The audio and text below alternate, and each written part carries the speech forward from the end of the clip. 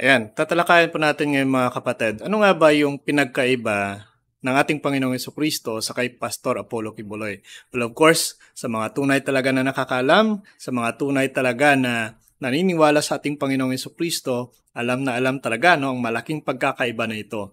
Ngunit pagdating po sa mga tagahanga ni Pastor Apollo Kibuloy, naku po, I doubt kung alam na alam nila ang malaking pagkakaiba na ito dahil kung titingnan po natin, no, madalas nang dahil po sa nangyayari ngayon sa kay Pastor Apollo Kibuloy, naku po, sisilabasan na no, ang iba't ibang mga reaksyon nila, no, lalong-lalo na ang mga tagahanga ni Pastor Apollo Kibuloy. At isa nga po sa mga nakita po natin na post no, patungkol po dito, ay ito pong naging post ng isang member no, ni Pastor Apollo Kibuloy. Na kung makikita po natin, ito po ang nakalagay, no? At ayan, ipapakita po natin sa screen at babasahin po natin no, upang nang sa gayon ay maging aware po tayo sa mga nangyayari ngayon. Na talagang may mga tao talaga na very fanatic no, sa kay Pastor Apollo Kibuloy at talagang itinuturing na no, si Pastor bilang kapalit na ng ating Panginoong Jesucristo. Well, tingnan po natin no, naging post na ito. Ayon po dito, no, basahin po natin at i-translate na lang po natin no, directly sa Tagalog. Sinasabi niya dito sa pamagat, ang spiritual drama ay naulit 2,000 years na ang nakalipas.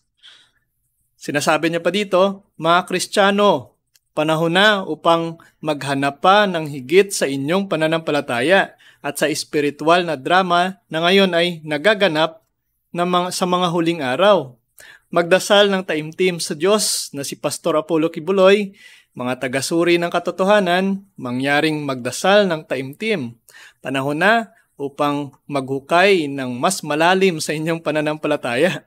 So ito talaga yung naging post ng isang tagahanga ni Pastor Apollo Kibuloy at talagang, nako po, very firm siya sa kanyang paniniwala na talagang si Pastor Apollo Kibuloy no ay talagang pinalitan na yung naging papel no ng ating Panginoong Jesucristo at talagang nagkaroon pa ng paghahambing no sa nangyari sa pagdadakip sa ating Panginoong Jesucristo ay kanila po nilang inihambing ngayon sa pagdadakip na sa kay Pastor Apollo Kibuloy.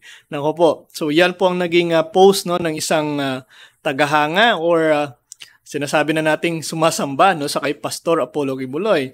At ano pa no, mga kapatid, na may marami pang mga post na kagaya po nito, kagaya po ng post na ito ng isa pang member ng sekta ni Pastor Apollo Kibuloy. At ayon po sa kanyang sinasabi po dito, kung mababasa po natin, then we will just translate directly sa Tagalog para mas mabilis po natin maunawaan. Sinasabi niya dito na naniniwala na kami na ang aming minamahal na pastor, Pastor Apollo C. Kibuloy, ay inosente.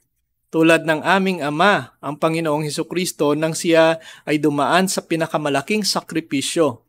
Dahil sa kanyang dakilang pag-ibig sa sanlibutan, sa sangkatauhan, muli niyang tinanggap ang kasalanang wala siyang ginawa. At alam nating lahat na ang lahat na nangyayari ay may dahilan. Ipinapakita sa amin ng pastor ang kanyang pangitain na magkakaroon ng pagsabog. Ito ay isang pagsabog ng kaliwanagan. At ito ay mangyayari sa lalapit na hinaharap matapos ang madilim na sandali ng ating buhay. Ang mga taong makakalamang isipan ay makakatanggap ng kaliwanagan at makikita nila ang kahalagahan ng mensahe ng itinalagang anak ng Diyos. At sa sandaling ito, at sa sandaling iyon, pupurihin nila ang kanyang pangalan. Pupurihin ang Ama sa pamamagitan ng anak at hari na si Pastor Apollo C. Kibuloy. So yan talaga yung naging declaration no, sa naging post na ito ng isang tagahanga po ni Pastor Apollo Kibuloy. No, that tinawag na nga si Pastor no, na Son and King Pastor Apollo C. Kibuloy. Nako po, saan ba nanggaling yung mga declaration nilang ito? No? Saan ba nanggaling yung kanilang paniniwala na ito sa kay Pastor Apollo Kibuloy? Talagang hindi lamang siya isang pastor at talagang itinuturing na ng kanyang mga miyembro, ng kanyang mga kasamahan no, sa kanilang sekta na talagang Diyos. No? At Diyos no, sa henerasyon na ito na kagaya ng ating Panginoong Jesucristo noong unang panahon. Ngunit kung titingnan po natin mga kapatid, marami pong pagkakaiba itong si Pastor Apollo Kibuloy at ang ating Panginoong Jesucristo. Kahit na lamang po sa kanyang paghahanap sa kanya upang dakpin, well, kagaya din po ng ating Panginoong Jesucristo ay hinarap din yung hamon sa kanya, yung mga paratang sa kanya, at hindi po siya nagtago. Pero pagdating po sa kay Pastor Apollo Kibuloy, yung sinasabi nila na kagaya ng ating Panginoong Jesucristo, ay naku po, ilang araw pa ang nagtago at again, natagpuan na dito sa kanyang compound, no? At sinasabi nga po pa sa ulat ay talagang lumabas siya sa kanyang compound at bumalik lang ulit, no? Upang nang sa gayon ay sumurrender na, no, sa otoridad. Well, kung makikita po natin, malaki po yung pagkakaiba, no, ng katotohanan patungkol po sa ating Panginoong Jesucristo at sa ngayon sa nagsasabing siya ang appointed Son of God. Tingnan po natin ang malaking pagkakaiba na ito. Unang-una po, of course, no, ang malaking pagkakaiba pagdating po sa pagka-Diyos, no, at pagkatao. We believe that Jesus Christ, no, is true man and true God. No, the dual nature of Christ. At kung titingnan po natin, ano bang nature ni Pastor Apollo Kibuloy? Well, true man, no, but not true God. Ano po yung pagkakaiba? Napakalaki po.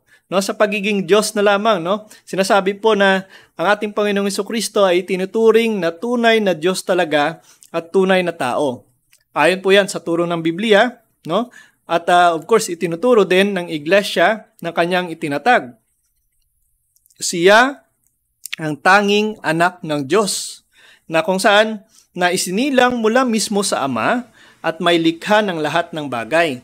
Ang kanyang pagka-Diyos po at pagkatao ay isang pangunahing doktrina po ng ating pananampalatayang Kristiyano.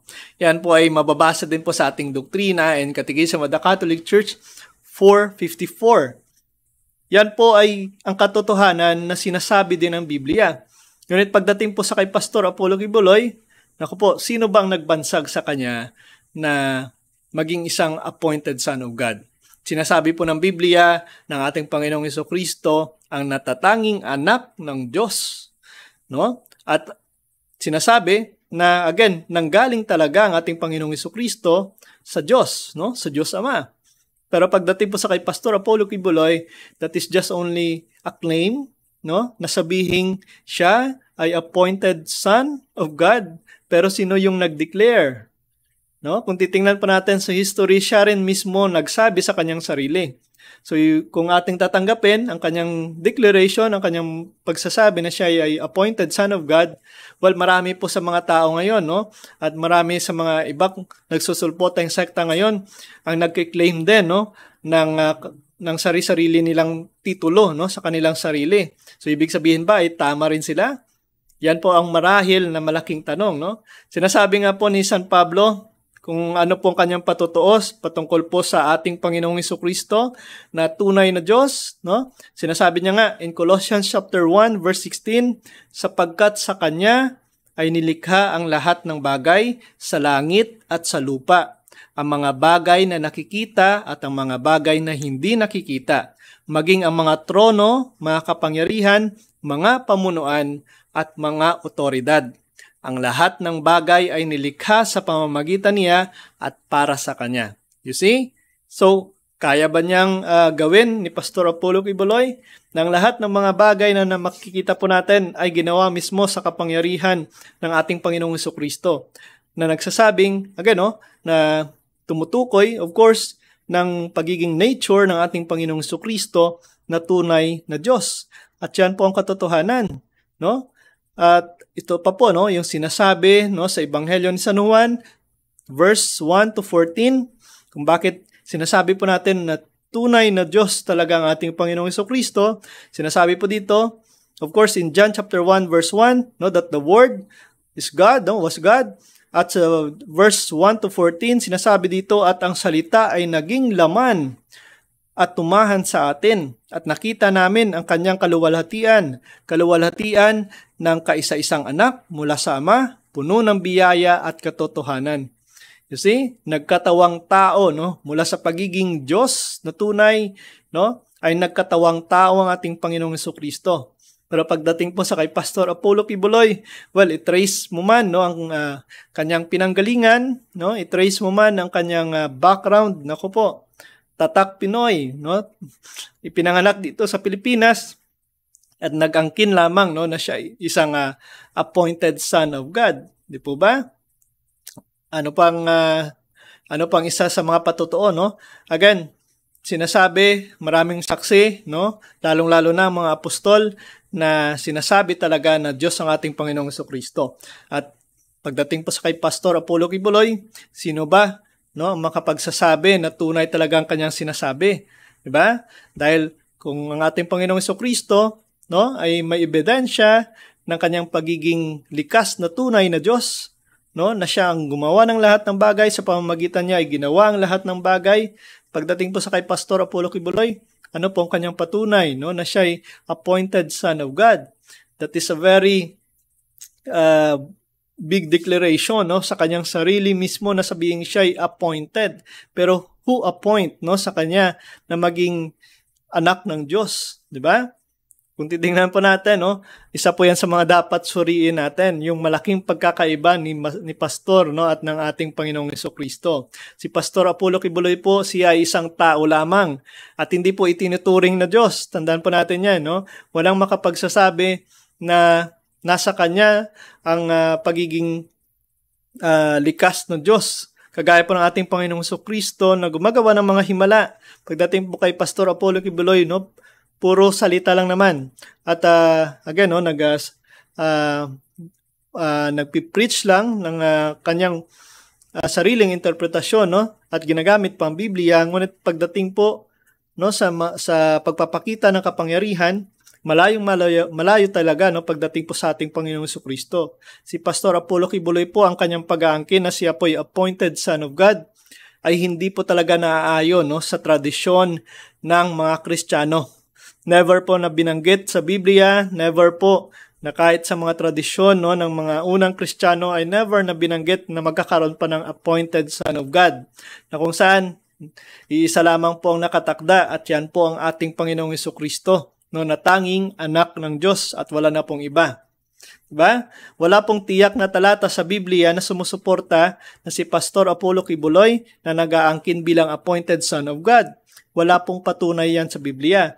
And that is just only his self-interpretation, no, ng mga binabasa sa talata. Ngunit again, kahit bigyan niya pa ng kahulugan, no, kanyang pansariling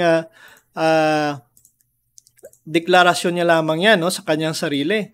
At wala pong may magpapatotoo sa kanyang sinasabi.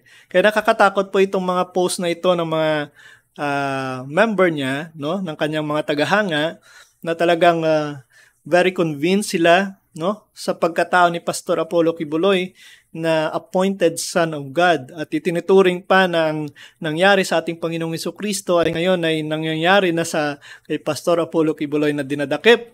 Naku po, hanggang sa pagdakip lang ba? Well, tingnan po natin kung may magpapapako sa krus nito, no? Well, kagaya ng nangyari po sa ating Panginoong Jesucristo.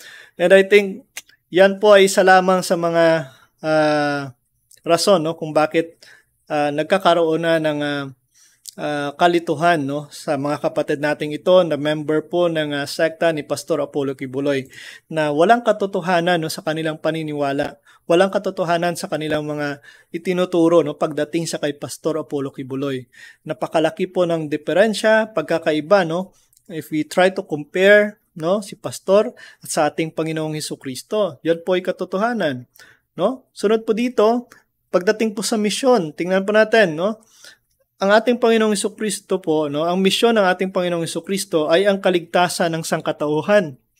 Diba? Siya po ay nag-alay ng kanyang buhay sa krus para sa kapatawaran ng mga kasalanan ng tao at upang bigyan daan po ang pagkakaroon ng relasyon ng tao sa Diyos. Yan po ay itinuturo din sa ating simbahan. Kagaya po ng sinasabi dito sa Ebanghelyo ni San Lucas 19 verse 10, sapagkat ang anak ng tao ay naparito upang hanapin at iligtas ang nawala. At sa papaanong paraan ba tayo iniligtas ng ating Panginoong Hesukristo? Yan po ay sa kanyang pagpapako sa krus, no? Pagsakripisyo ng kanyang sarili upang nang sa gayon ay tubusin po tayo sa epekto ng kasalanan, no? Tubusin po tayo sa ating mga kasalanan. At dagdag pa nga po dito ni San Pablo, 1 Timothy chapter 2 verse 6, sapagkat sa kanya ay nag-alay ng sarili bilang handog para sa lahat. Bilang handog para sa lahat. Now, let's try to compare. Ano ba ang naging misyon ni Pastor Apollo Kibuloy? Di ba? So, marahil yan po ay maging malaking katanungan, no? Ano ba talaga ang misyon ni Pastor Apollo Kibuloy? Well, ayon po sa kanyang mga turo, kung titingnan po natin at kung nakikita din natin siguro no, sa mga memes na lumalabas no, sa Facebook pagdating po sa kay Pastor Apollo Kibuloy sa kanyang mga sinasabi, well, ayon sa kanyang turo, no, na siya po ay ang pagtuturo ng kanyang sariling bersyon din ng mensahe ng Diyos at ang pagbuo ng kanyang sarili ding simbahan, yan ang kanyang misyon na ipinapakita. Diba? May sarili siyang interpretasyon, may sarili siyang pagtuturo, may sarili siyang doktrina, no? Kung kaya hindi na po nakapagtataka na nagtayo siya ng sarili niyang sekta. So, kung titingnan po natin, ang kanyang mga turo po ay kadalasang nakatuon sa pag-aangkin ng kapangyarihan at otoridad sa espiritual na larangan.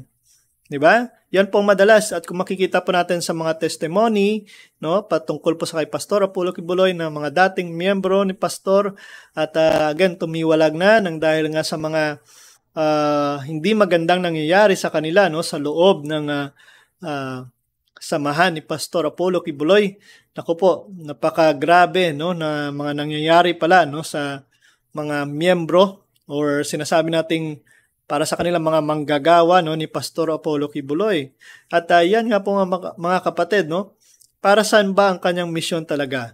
Yan po ay nakatuon lamang sa pag-aangkin ng kanyang kapangyarihan at otoridad na para sabihin na siya ay appointed Son of God, sa kanyang sarili lamang kanya itong sinabi, no? Siya lang mismo ang nag-declare nito sa kanyang sarili na sabihin at gawing titulo niya no ang salitang appointed Son of God.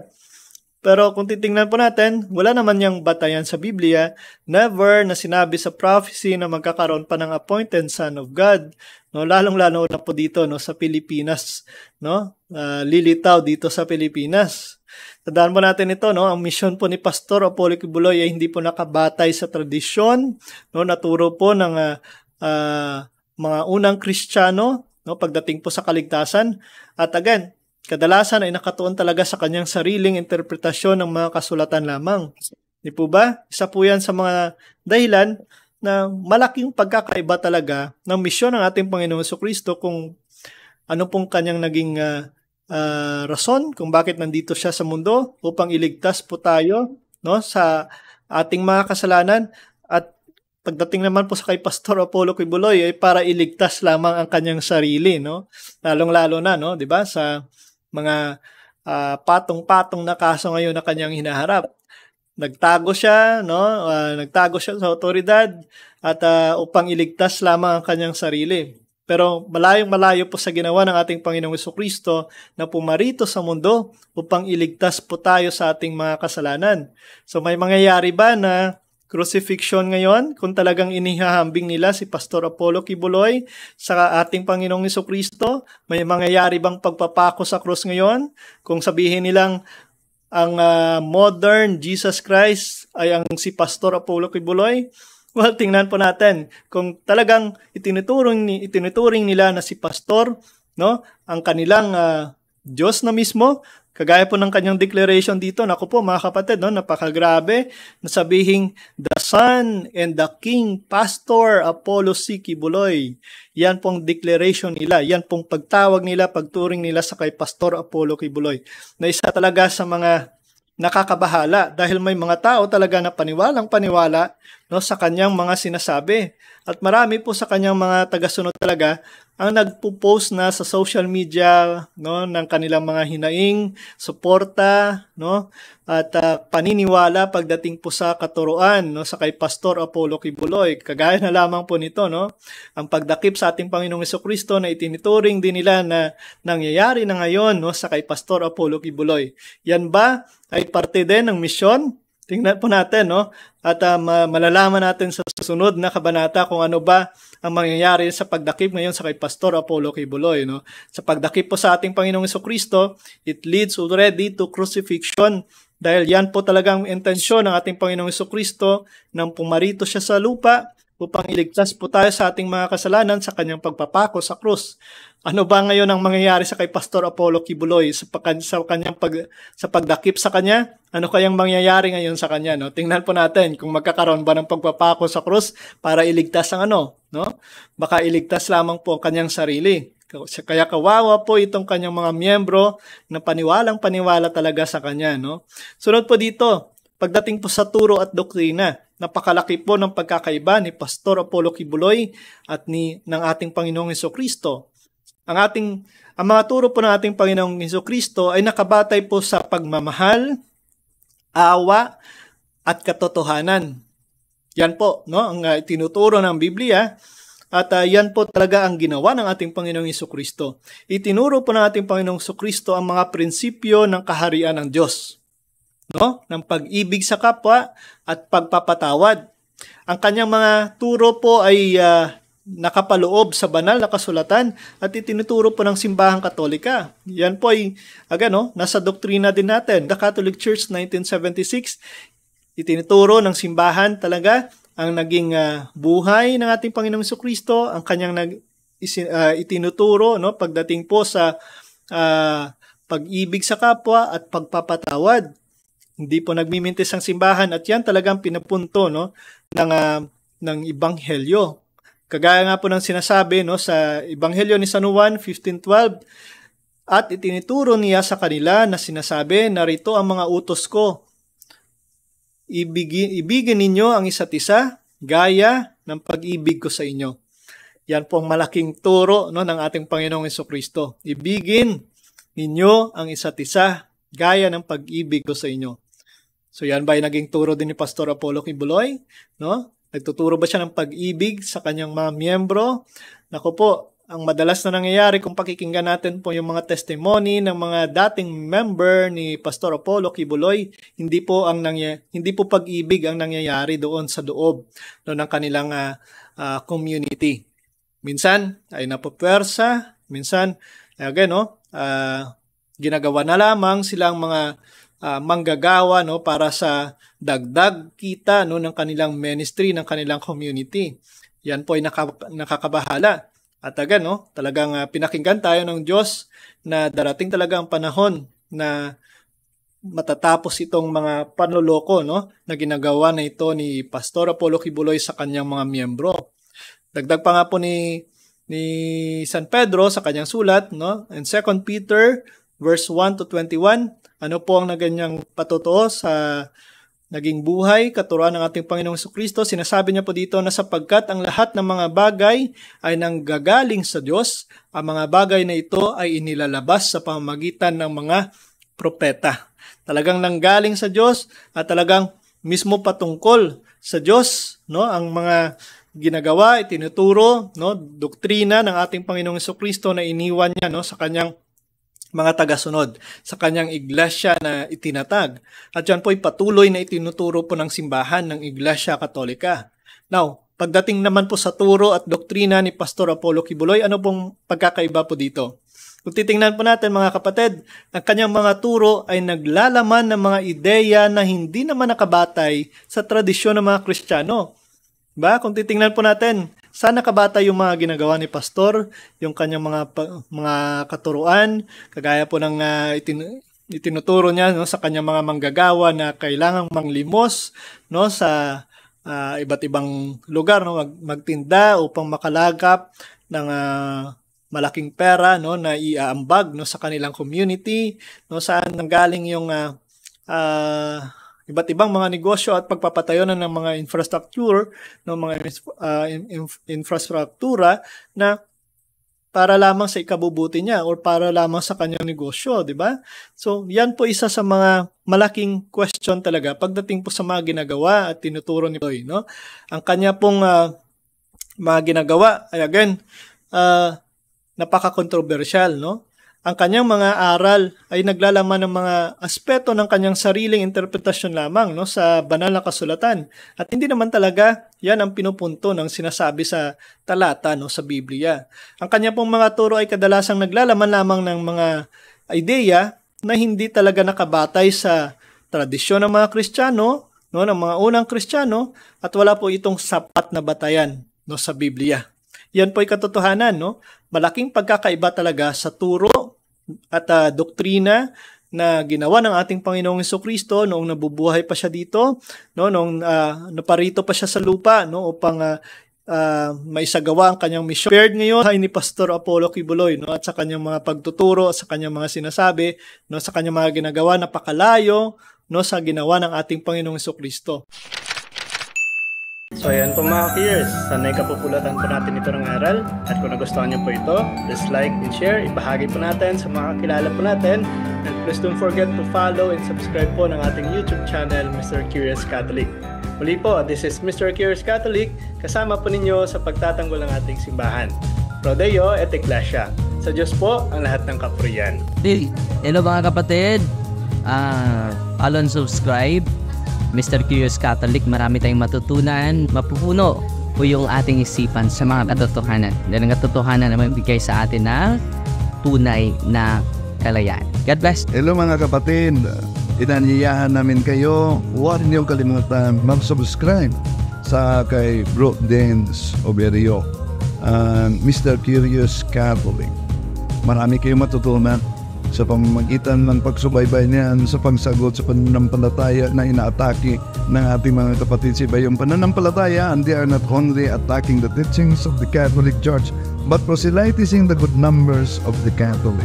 At sa pamamagitan sa pagsunutin niyo nitong Mr. Curious Catholic, Facebook page and YouTube channel, dami ninyong matutunan. Isabuhay natin ang ating matutunan. Pro Deo et Ecclesia.